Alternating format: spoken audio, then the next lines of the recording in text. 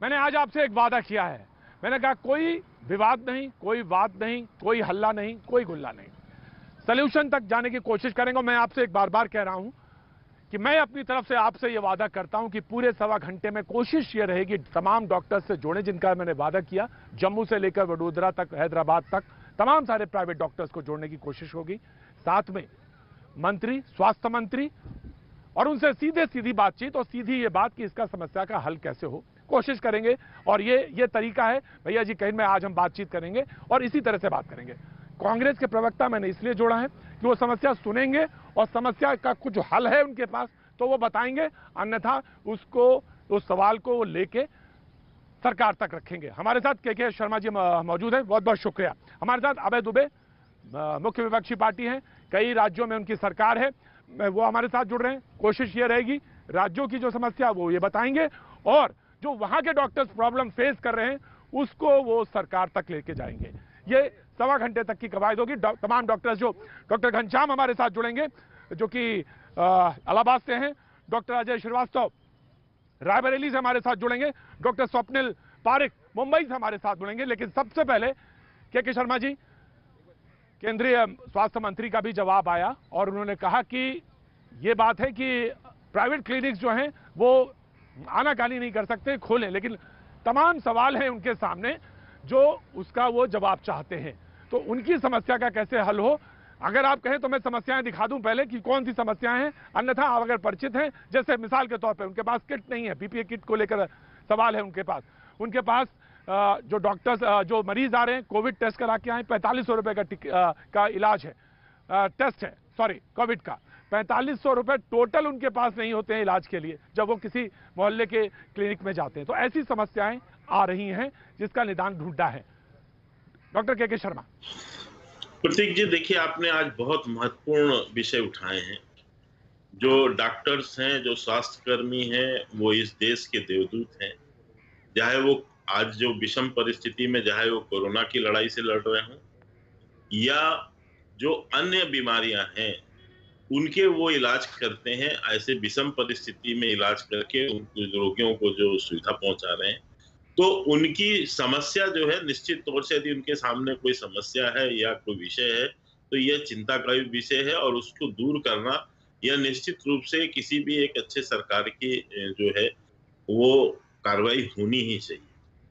लेकिन देखिए, कुछ जब विषम परिस्थितियां देश के अंदर पैदा होती हैं, जो पिछले लगभग 100-200 सालों में किसी ने देखा नहीं, प्रतीक जी, तो ऐसी परिस्थितियों में कुछ विषम विषय भी आकर समस्याएं भी बन जाती हैं और उन समस्याओं का निदान करना, उसके लिए संयम और धैर्य के साथ में निर्णय लेने की आवश्यकता पड़ती है, क्योंकि इन परिस्थितियों का सामना पहले नहीं हुआ है। प्रतीक, बिल्कुल आपने सही कहा कि एक कोरोना का जो मरीज है वो उनका जांच करना और जो अन्य बीमारियां साथ में है, जब ऐसा लगा कि लॉकडाउन के दौरान मैं जो आपको है एक गुजारिश करना चाहता हूं। के शर्मा जी, मैं आपसे गुजारिश करना चाहता हूं कि हमारे साथ घनश्याम जी जुड़ गए हैं जो कि इलाहाबाद से हैं, और मैं घनश्याम मिश्रा जी, मैं जानना चाहता हूं कि समस्या क्या है।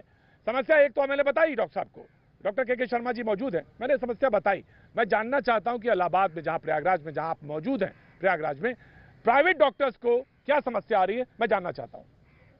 घनश्याम जी। त्रिवेदी जी, नमस्कार। त्रिवेदी जी, बेसिकली क्या है, देखिए समस्या ये है कि जो पैंडेमिक है उसको पैंडेमिक की तरह ट्रीट ही नहीं किया जा रहा है। उसमें जो डायरेक्टिव्स आ रहे हैं, सारा कंफ्यूजन उसका है।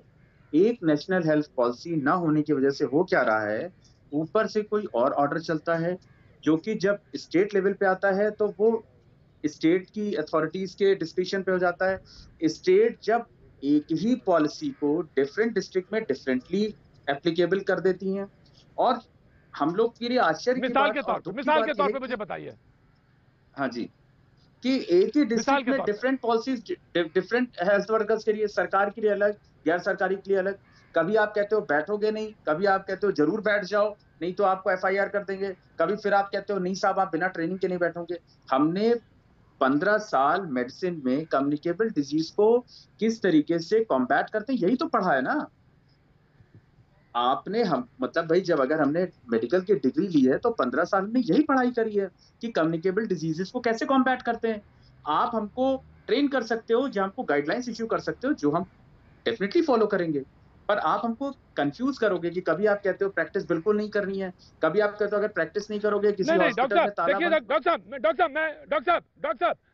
डॉक्टर साहब जी देखिए, आपकी कुछ समस्याएं मुझे मालूम है। एक समस्या ये भी है कि आपने कहा कि आपके पास जो गैजेट्स हैं, जो इक्विपमेंट्स दिए जाने चाहिए, वो नहीं पहुंच रहे हैं प्राइवेट डॉक्टर्स के पास। जो आपको पीपीई किट दिया जाता, जो पहनते हैं आप ऑपरेशन से पहले जी जो जी पहनते हैं, जी जो कि जी आजकल डॉक्टर्स के पास जरूरी है पहनना, वो पीपीई किट ऐसा है जिसमें पानी चला जाता है। अगर मान लीजिए 1500 बिल्कुल रुपए का है, तो अगर 5 स्टाफ हैं तो पता चला रोज लगभग 4500 रुपए का खर्चा ये है। ये मैं जी। जानता हूं, ये तमाम सारी प्रैक्टिकल प्रॉब्लम है, लेकिन मैं ये जानना चाहता हूं कि डॉक्टर सब जो के शर्मा जी कह रहे थे, दुनिया ने इतनी बड़ी बीमारी नहीं देखी। ऐसे समय में आप अगर हट जाएंगे तो वो मरीज कहां जाएगा जो डायबिटिक है, जो जिसको कि रोजमर्रा की सर्दी जुकाम बुखार है, वो तो डर के वजह से ही कांप रहा है। तो आप भी अगर उसको देखेंगे नहीं, आप भी कहेंगे नहीं साहब आप पहले कोरोना टेस्ट कराएं फिर आएं, तो तमाम सारी चीजें जो हैं उलझा रही हैं इस समय, और लोग जवाब जानना चाहते हैं। आपने भी तो एक प्रोफेशनल ओथ ली थी ना डॉक्टर साहब, उस प्रोफेशनल ओथ से कैसे हट सकते हैं आप डॉक्टर घनश्याम? मैं आपको बिल्कुल यकीन संग कह सकता हूं कि पूरे हिंदुस्तान में शायद ही कोई ऐसा डॉक्टर होगा जो अपने आप को खतरे में डालने के लिए तैयार नहीं होगा और जिसने आज तक किसी मरीज को रिफ्यूज किया होगा। अगर सरकार ने डायरेक्टिव नहीं दिया होता कि कोई भी हॉस्पिटल कोई भी ओपीडी नहीं खोलेगी, तो शायद डॉक्टर्स रेगुलरली वैसे ही करते रहते, क्योंकि हमें तो ये पता ही है। लेकिन सिक्के के दो पहलू होते हैं ना। हमें ये भी पता है कि जो सामान आप सरकारी डॉक्टर को फ्री में सप्लाई कर रहे हो, वो हम मार्केट से ले रहे हैं, जो कि पता चला 200 रुपए से लेके 3000 रुपए पर लीटर हाइपोक्लोराइड सॉल्यूशन मिल रहा है। पीपी आपका 600 रुपए से लेके 3000 रुपए तक मिल रहा है। कहीं कोई स्टैंडर्डाइजेशन नहीं। और उस पर जुड़ रहा ये कि अगर हमने वो चीज खरीद ली और पहन ली, पहनने के बाद हमें कोरोना हो गया, तो आप हमको पकड़ के इसलिए बंद कर दोगे कि यू वर परपेट्रेटर, आपने साहब कोरोना को फैलाने में मदद करी। तो आप मुझे ये बताइए कि इतने सारे विरोधाभास के बीच में हम मरीज को कैसे ट्रीट कर सकते हैं? मरीज को ट्रीट करने के लिए किसी भी डॉक्टर ने मना नहीं किया, लेकिन हमको आप जब डायरेक्टिव दे रहे हैं तो हमको ये भी तो नहीं, बताइए आप कि ये कह हमको रहे हैं, स्टैंडर्ड आप ये कह रहे स्टैंडर्ड पीपी कहाँ डॉक्टर से साहब मिलेगी? डॉक्टर साहब आप ये कह रहे हाँ हैं, डॉक्टर साहब आप ये कह रहे हैं जी कि अगर कोई पेशेंट आता है और वो जी जरूरत है उसको तुरंत फौरी तौर पर देखने की, तो आपने उसको देखा, जी या ऑपरेशन करने की जरूरत है तो आपने उसको जी देखा या ऑपरेशन कर दिया, उसके बाद उसका टेस्ट कहीं हुआ तो पता चला वो कोविड पॉजिटिव, क्योंकि कोविड के टेस्ट का रिजल्ट आने में 24 से 72 घंटे लगेंगे या 48 घंटे लगेंगे, और आपने ऑपरेशन बिल्कुल पहले कर दिया, वो टेस्ट बाद में पॉजिटिव निकला, तो ये खतरनाक है आपके लिए मुताबिक? वो सर खतरनाक है। उसके अलावा वो हमको पकड़ के बंद कर देंगे कि आपने एक्चुअली कोरोना को फैलाने में मदद करी। हमारी इसमें क्या गलती भाई? मरीज अभी आ रहा है, उसकी डिलीवरी होनी है, मरीज आ रहा है, बच्चे की आंख फैली फंसी हुई है, इंटरसेप्शन का केस है, या कोई ट्रॉमा लेके आ रहा है। अगर मान लीजिए अभी हम उस बच्चे को या उस पेशेंट को ट्रीट नहीं करते हैं, हम कोरोना का टेस्ट भेज देंगे, 72 घंटे बाद पॉजिटिव आएगा, लेकिन अगर निगेटिव आएगा तो आएगा, लेकिन जान तो हमने अपनी खतरे में डाली ना। अगर मान लीजिए शराब की दुकान पर शराबी शराब खरीदते हैं, तो वहां पर अगर कोरोना फैल रहा है, तो क्या आप शराब की दुकान को पकड़ के बंद कर देते हैं क्या? नहीं करते ना। तो यहाँ पर आपको, कि हमने तो किसी को बुलाया नहीं कि भाई अगर तुम, और आजकल लोग इतने स्मार्ट हो गए हैं कि बुखार के लिए हम लोग जो इंफ्रारेड रखते हैं, वो लोग क्रोसिन खा के आते हैं। आप कैसे उनको चेक करोगे भाई? आप कैसे सही से पता करोगे? वो बताते नहीं है, बहुत मुश्किल होती है। हम लोग को कई बार अलग अलग तरीके से पूछना पड़ता है।